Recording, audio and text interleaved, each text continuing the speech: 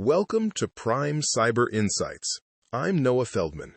Today, we're dissecting the most complex intelligence and cyberkinetic operation of the decade, the capture of Nicolás Maduro.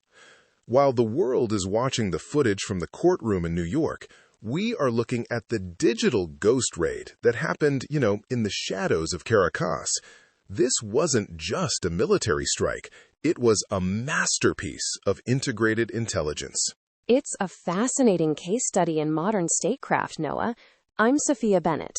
This operation, codenamed by some as a mission of absolute resolve, represents, a total collapse of traditional denied area protections. U.S. forces operated in a country where they had no diplomatic presence, meaning the intelligence had to be perfect. From a legal standpoint, the coordination between the CIA, NSA, and U.S. Cyber Command really pushes the boundaries of how we define intervention in the 21st century. Let's talk about that perfect intelligence. General Dan Kane mentioned a mosaic approach. We're talking about the NGA using satellite imagery and mapping, while the CIA had undercover assets on the ground since August. But for our audience, the real story is the NSA's geolocation support. They built a granular portrait of Maduro's life, what he wore, what he ate, and, even his pets, to ensure they knew his exact location within Fuerte Tiuna at the moment of the breach. And that human element cannot be understated. Reports indicate an asset within Maduro's inner circle was the linchpin. In the world of diplomacy and espionage, protecting such a source is paramount. But the sheer speed of the raid, intercepting Maduro just seconds before he could reach a steel safe room, proves that the digital and human intelligence were synced in real time. It's the ultimate high-wire act for the intelligence community.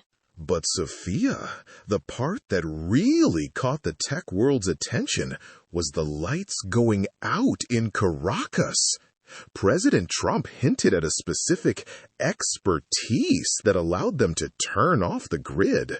While blackout bombs like the BLU-114/B were likely used to physically short-circuit transformers with carbon fiber strands, U.S. Cyber Command was publicly thanked. This suggests, a sophisticated network intrusion into Venezuela's SCADA systems to ensure the special forces arrived in total darkness. Exactly, Noah. And by disabling the grid, they didn't just blind the people on the ground. They likely disrupted the communication nodes necessary for a coordinated counter-response.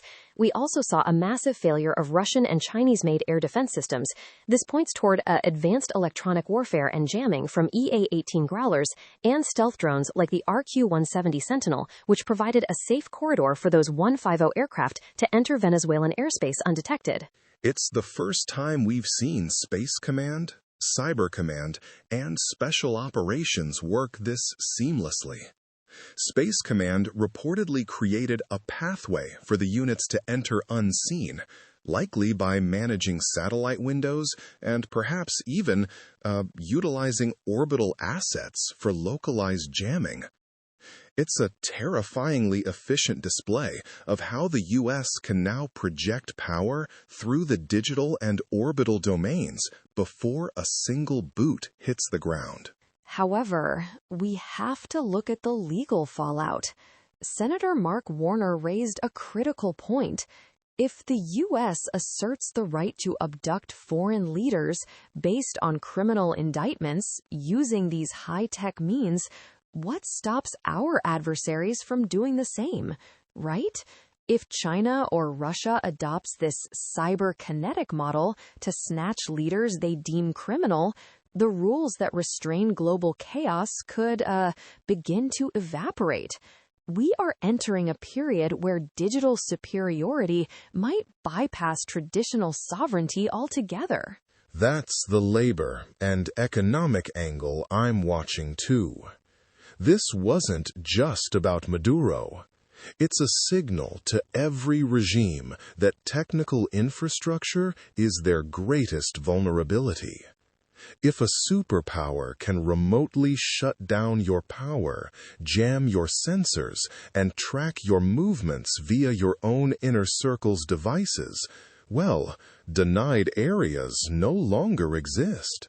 It changes the risk assessment for global stability and the future of remote operations. The trial in New York will be about narco-terrorism, but the history books will remember the Caracas blackout as the moment the U.S. military proved it could turn an entire capital city into a digital vacuum. As we move forward, the question remains how the international community will respond to this new standard of surgical regime change facilitated by code and frequency. A definitive turning point in the digital economy of war. That's all the time we have for today's Prime Cyber Insights. I'm Noah Feldman. And I'm Sophia Bennett. Thank you for joining us for this deep dive into the technology behind the headlines. We'll see you next time. Neural Newscast is AI-assisted, human-reviewed. View our AI transparency policy at neuralnewscast.com.